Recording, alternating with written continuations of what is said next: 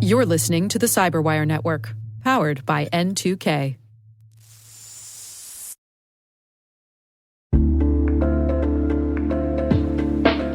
And now, a word from our sponsor, SpyCloud, the cybercrime analytics leader. SpyCloud disrupts cybercrime by telling you what criminals know about your business and your customers, so you can take action to prevent ransomware, session hijacking, account takeover, and online fraud. SpyCloud constantly recaptures and analyzes new data from the criminal underground, including credentials, session cookies, and PII siphoned from malware-infected devices. With knowledge of the specific exposed data criminals have in hand from InfoStealer malware on managed and unmanaged devices, security teams can respond with a more efficient and effective process called post-infection remediation that fits seamlessly into existing incident response frameworks. Get SpyCloud's post-infection remediation guide outlining the 7 steps for preventing a malware infection from becoming a full-blown ransomware incident. Visit spycloud.com/cyberwire. That's spycloud.com/cyberwire. And we thank SpyCloud for sponsoring our show.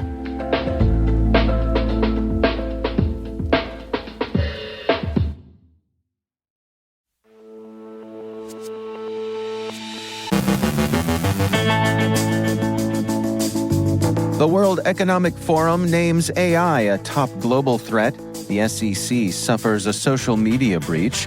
The FTC settles with a data broker over location data sales. A massive data leak hits Brazil. Chinese researchers claim an AirDrop hack. A major real estate firm suffers data theft. Picabot loader is seen used by spammers. Ukraine's Black Hit hits Russia's M9 Telecom. Stuxnet methods are revealed. A Patch Tuesday rundown.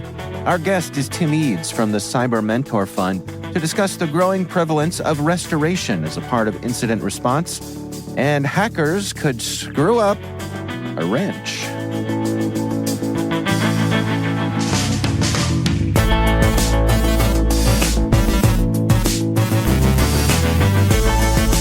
It's Wednesday, January 10th, 2024. I'm Dave Bittner, and this is your CyberWire Intel Briefing.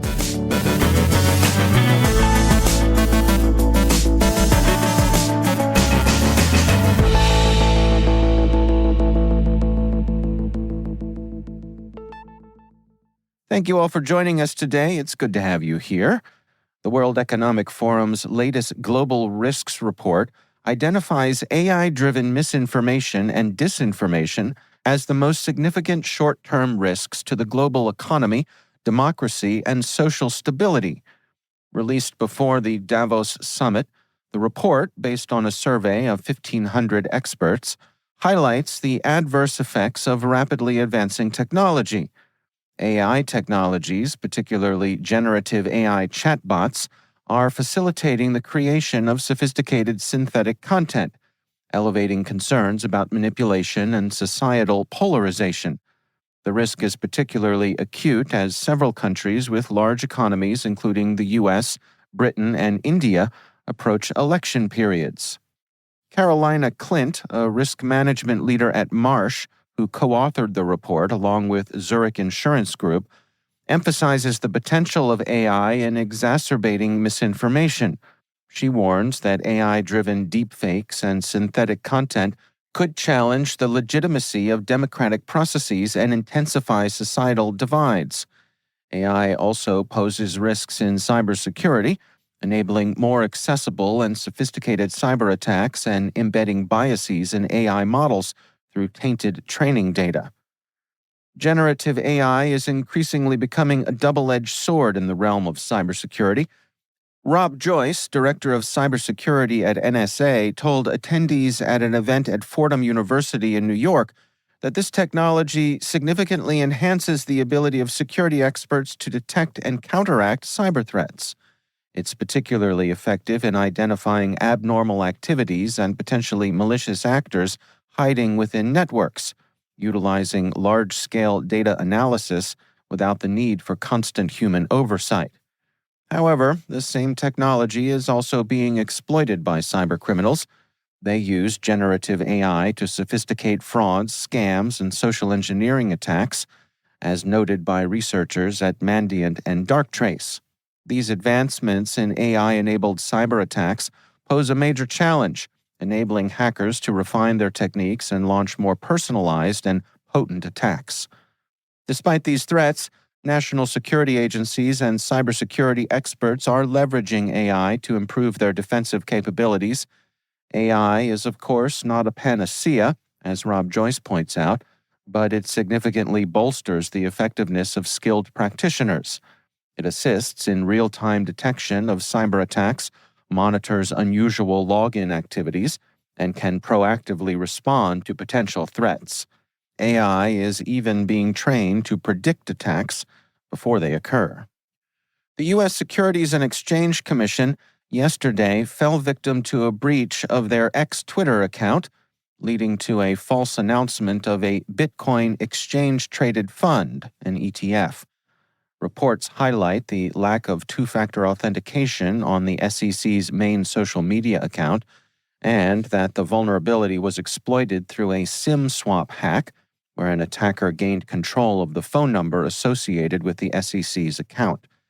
This type of attack involves convincing a telecom provider to transfer a victim's phone number to the attacker, allowing them access to various accounts linked to that number. U.S. Senators J.D. Vance and Tom Tillis have expressed serious concerns about the SEC's cybersecurity procedures, demanding an explanation and transparency about the incident. The Federal Trade Commission has reached a settlement with data broker Xmode Social and its successor Outlogic to prohibit them from sharing or selling sensitive location data. This settlement addresses allegations that the companies sold precise location data which could track individuals to sensitive locations, such as medical and reproductive health clinics, places of worship, and domestic abuse shelters.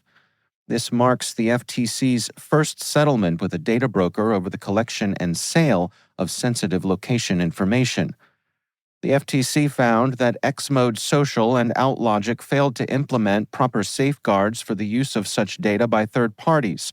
They sold precise location data collected from third-party apps using their software, their own apps, and other data brokers. This data, linked to mobile advertising IDs and not anonymized, could potentially reveal personal and sensitive information about individuals.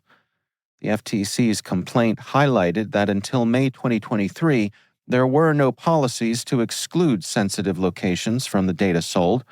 The practices exposed consumers to privacy violations, discrimination, and physical or emotional harm.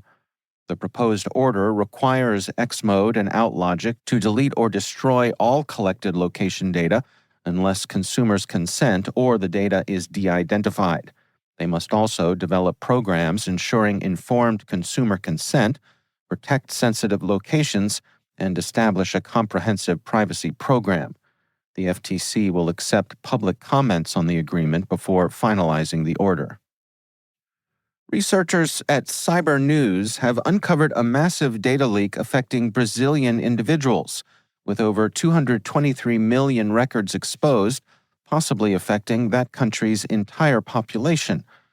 The leak was found in a publicly accessible Elasticsearch instance and contained sensitive personal data such as full names, dates of birth, gender, and taxpayer identification numbers. The source of the leak has not yet been identified, as the data wasn't linked to any specific company or organization. The data is no longer publicly available, but the potential impact of the leak remains concerning. Chinese researchers, presumably backed by the state, claim to have developed a method to identify users of Apple's AirDrop, the encrypted service that allows content sharing between nearby Apple devices without the internet. This service was popular during the 2019 Hong Kong pro-democracy protests for its ability to bypass government surveillance. The Beijing municipal government stated that this new technique can uncover an iPhone's encrypted log, revealing the user's phone number and email. Apple limited AirDrop for Chinese users in 2022, introducing a 10-minute time limit for receiving files from unknown contacts. This move aligns with China's extensive digital surveillance efforts, which include mandatory real name registration for social media and communication services, Apple is often criticized for complying with Chinese regulations. They previously removed a map app used by Hong Kong protesters in 2019, citing safety concerns. Fidelity National Financial, a major real estate services company, has revealed a cyber attack from November of last year, leading to the theft of data from 1.3 million customers and causing a week-long system outage. The firm disclosed in a regulatory filing that an unauthorized party accessed their systems, deployed non-self-propagating malware, and extracted data. The specific nature of the stolen data wasn't detailed, but FNF is offering credit monitoring and identity theft services to affected customers, indicating the data was personal and sensitive. The ransomware group AlphaV, also known as Black Cat, claimed responsibility for the attack. FNF managed to contain the attack by November 26th. Pikabot, a loader malware used by the threat group Water Kurapira, has seen increased activity in spam campaigns, especially after the takedown of CACBot from June to September of 2023. Cybersecurity researchers at Trend Micro have noted a surge in these phishing campaigns targeting Windows machines. Pikabot gains initial access through spam emails, using thread hijacking to appear legitimate and prompt users to open attachments that seem authentic. In an apparent response to Russia's attack on Kyivstar, a Ukrainian hacking group linked to the SBU spy agency attacked a Moscow ISP, M9 Telecom. The group, known as Blackjack, deleted 20 terabytes of data, disrupting internet service in parts of Moscow. They claim the attack is a warm-up retaliation on their Telegram page. M9 Telegram's website is operational despite claims of complete data destruction. A 2-year investigation by Dutch newspaper De Volkskrant has revealed a Dutch engineer, Eric van Sabben, was reportedly recruited by the Netherlands intelligence agency, AIVD, to deploy the Stuxnet malware in an Iranian nuclear facility back in 2010. Stuxnet targeted Iran's nuclear program, infecting and damaging numerous devices and centrifuges. It's believed Van Sabben planted Stuxnet using a water pump at Natanz's nuclear complex, although the exact method remains uncertain. Van Sabben died in a motorcycle accident 2 weeks after the Stuxnet attack. Former CIA Chief Michael Hayden, while not confirming specifics due to classified information, hinted at the high cost of developing Stuxnet, estimated between $1 and $2 billion. Yesterday was Patch Tuesday, and Microsoft released 49 Patch Tuesday updates for Windows, including 2 critical flaws. Additionally, Microsoft Edge received patches for 4 high-severity Chrome flaws. Adobe fixed 6 important vulnerabilities in Substance 3D's Stager, while SAP addressed various security issues, including 2 new hot news notes. Cisco updated 2 privilege escalation CVEs in its identity services engine, but 1 remains unpatched. Google's Android Security Bulletin covered 59 CVEs, with the most severe in the framework components, posing a risk of local privilege escalation. If you will indulge me tooting our own horn for just a moment, we're proud to announce that N2K Networks and the nonprofit Women in Cybersecurity organization have partnered to conduct a comprehensive cyber talent study. The study will utilize the N2K NICE Workforce Diagnostic Assessment to analyze cybersecurity skills among WSIS professional members. Participants will gain insights into their strengths and weaknesses aligned with the NICE Cybersecurity Workforce Framework. You can learn more about the study and the partnership on our CyberWire website.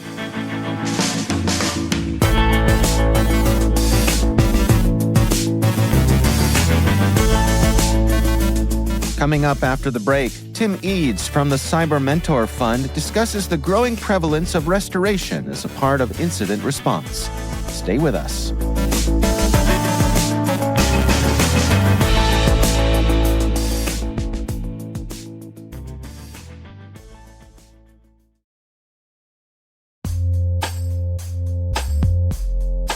And now, a word from our sponsor, KnowBe4. It's all connected, and we're not talking conspiracy theories. When it comes to InfoSec tools, effective integrations can make or break your security stack. The same should be true for security awareness training. KnowBe4, provider of the world's largest library of security awareness training, provides a way to integrate your existing security stack tools to help you strengthen your organization's security culture.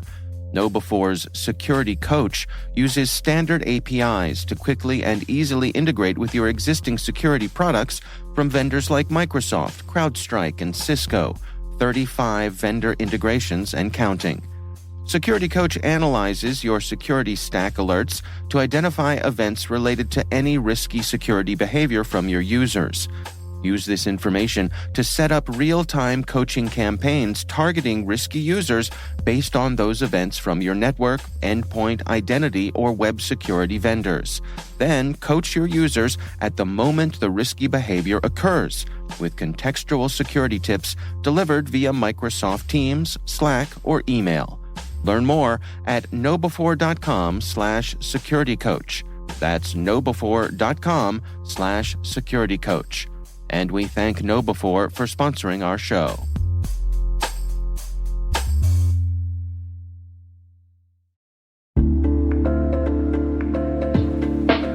Hey everybody, I want to take a few minutes here and talk about our sponsor, Splunk. You know, you need to keep operations humming around the clock, but potential disruptions are everywhere. Splunk helps you predict problems and find and fix issues fast, so you can reduce risk and ditch downtime. The world's largest enterprises rely on Splunk's unified security and observability platform to become more efficient, resilient, and innovative. With Splunk, you can react quickly, evolve faster, and be ready for anything. Stay ahead of disruptions.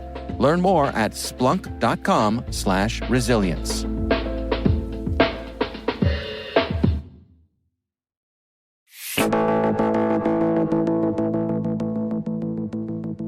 And it is always my pleasure to welcome back to the show Tim Eades. He is the co-founder of the Cyber Mentor Fund and also a serial entrepreneur in the space. Tim, welcome back. Dave, great to be here. So I want to talk today about incident response and some of the evolution that you are seeing. There's some shift in terminology that's happening. Yeah, there definitely is, Dave. Gartner has proliferated this term, response, XDR, MDR, NDR, HDR, whatever it is. But the response is kind of, well, what is it? What does it actually do? And it's meant to be broad, but it's not in the terms of the business owner. What we should be focusing on now, and I think we will focus on going forward, is restoration or reconstruction, getting the business back up and running. Incident response, obviously is tied to really BI, business interruption. And as you start to see cyber insurance, that market is maturing. I've invested in 3 different companies in that space at different levels. As cyber insurance starts to mature, it's all about business interruption, getting the business back up and running. So when you see, ransomware attacks, whether it's Caesars or whatever it may be, what people care about is finding the bad guys, understanding the forensics to do it, having the fidelity of the forensics to make sure that you extract them out of your network, but they're measured on getting the business back up and running. So response, in my point of view, would be part of it, but really the bigger part is get the business back up and running. And restoration is absolutely key to this. And that's how I think people are going to look at it over the next 10 years. How do you define restoration? I mean, what's the nuance in that particular turn of phrase? Well, let me give you an example. So there's a company that we know that we're Cyber Mentor Fund, our investor, and that we're very close to. A large food company got compromised recently. They get the call on, I think it was on Monday. They were in there by Tuesday, physically, the engineers were, to extract it. They also got, actually it was interesting, they got the call from the food company, from the insurance company, and from a forensics company. And they fly in, and their job is to get the business back up and running. Think of it like Colonial Pipeline. Everybody remembers Colonial Pipeline, particularly if you're on the East Coast. Then you sit there like, okay, yeah, I got bad guys on the network. That's not a response. That's not enough of a response. I needed to get back up and working. Otherwise, people can't get to work, and otherwise people don't get heating and all the other stuff. So response has to include restoration. Otherwise, it's like observing a problem and doing nothing about it, which is not the path we should be going down. How should folks be setting their priorities and planning their resources to make this happen? Yeah, I met a DFIR company, a digital forensics incident response company, the other day, and they were doing, this is a big one, right? They were doing like 2,000 or 3,000 incident responses a year, and so as we start to look at this problem, getting the business back up and running has a series of metrics that when a compromise has happened, whether it's ransomware or not, the metrics have to be tied from a security professional perspective to getting the business back up and running. But you can only do that with, like I said earlier, the efficacy of getting the forensics right, so you know what you're restoring it is appropriate, because otherwise you're just going to go back to a known bad state, and you need to go back you need to get to a good state very quickly. So the metrics will be tied to a certain extent to your cyber insurance policy. What did your policy say, and what is your business imperatives? Like a company that we know is looking at Air Force substations as they get compromised. How fast can they get back up and running? That's a big deal, right? I guess it's one of those things that it sounds like it takes one amount of effort in theory, but then, I guess it's that old thing, and no plan survives contact with the enemy. Right. Yeah, you have to have a plan for it. And people talk about business interruption all the time, like if there's a misconfiguration and the server goes down because of a failed whatever. Cyber guys obviously talk about that more and more and more. But in the world of the incident from a cyber perspective, business interruption is going to be and business restoration is going to be the terminology going forward. And Gartner is gradually changing that word response. They actually use the word reconstruction now more, but it's got to get more business vocabulary, because they've got to get the business back up and running. Is this a matter of also making this easier for the folks at the board level to understand what we're talking about? Is this a word that resonates with them? It absolutely it does. I think this is a great part of, a lot of the board reporting right now is, do I have the right controls in the right place, doing the right things? From an audit perspective, from an independent board member, from an auditor perspective, and from a CISO perspective. But the business continuity plan is not just, hey, this developer did something bad and this server got taken out. But it's also got to, and it does tie into incident response, but the measurement on business interruption and the way that the cybersecurity companies have got to think about it differently. Because the life of the CISO, they've been talking about business continuity for ages. But the security companies, partly driven by Gartner, don't talk about getting the business up and running enough. That's my basic point. The CISO will talk about business continuity all the time, but the cybersecurity companies don't. And they've got to take that point and make the business come back quicker if there was an attack. It's funny. It reminds me of an old friend of mine was a commercial real estate insurance agent, and he said he would ask his clients to imagine a Wile E. Coyote smoking hole in the ground and start from there. And he said that visualization often helped them sort of ground themselves as to, what do we need to prepare for, possibly? Yeah. I mean, you can have all the best detection and prevention things in the world, but eventually you're going to get attacked. But my frustration is with the security vendors, not with the CISOs, to be clear. They have to be more aligned with the business and talk about how they get somebody back up and running. All right. Interesting stuff as always. Tim Eades, thanks so much for joining us.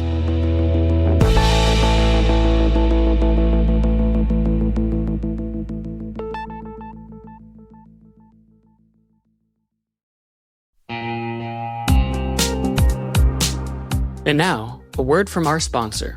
The Johns Hopkins University Information Security Institute is currently seeking qualified applicants for its innovative Master of Science in Security Informatics degree program. Study alongside world-class interdisciplinary experts and gain unparalleled educational, research, and professional experience in information security and assurance. Interested U.S. citizens should consider the Department of Defense's Cyber Scholarship Program, which covers tuition, textbooks, and a laptop, as well as providing a $32,000 additional annual stipend. Apply for this scholarship by February 1st and apply for the fall 2024 semester by March 1st. Learn more about both at cs.jhu.edu/MSSI.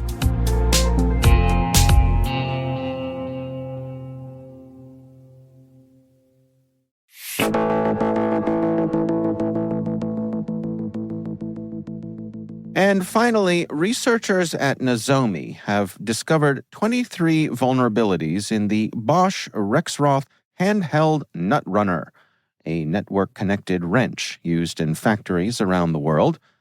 These flaws could let hackers sabotage or disable the wrench, crucial for assembling sensitive instruments with precise torque levels. Nozomi says these vulnerabilities could allow unauthorized remote code execution with root privileges. In a wrench, hackers could potentially install ransomware. In a wrench, they could alter torque settings while displaying normal values to operators. In a wrench. Bosch Rexroth acknowledged the issue and is working on a patch due for release in January 2024. While mass exploitation is unlikely, the risk of work stoppages or tampering with critical settings warrants installing patches when available. It seems, in this case, it's the wrench's security that needs a little tightening.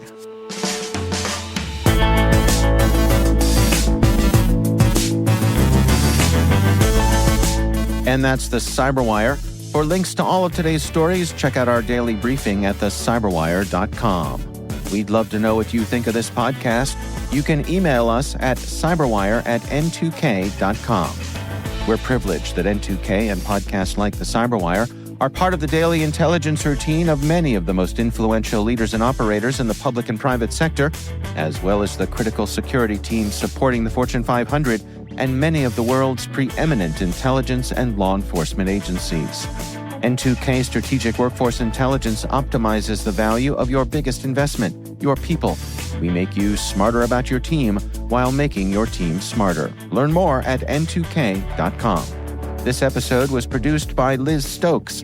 Our mixer is Trey Hester with original music by Elliot Peltzman. Our executive producers are Jennifer Iben and Brendan Karpf. Our executive editor is Peter Kilpie, and I'm Dave Bittner. Thanks for listening. We'll see you back here tomorrow.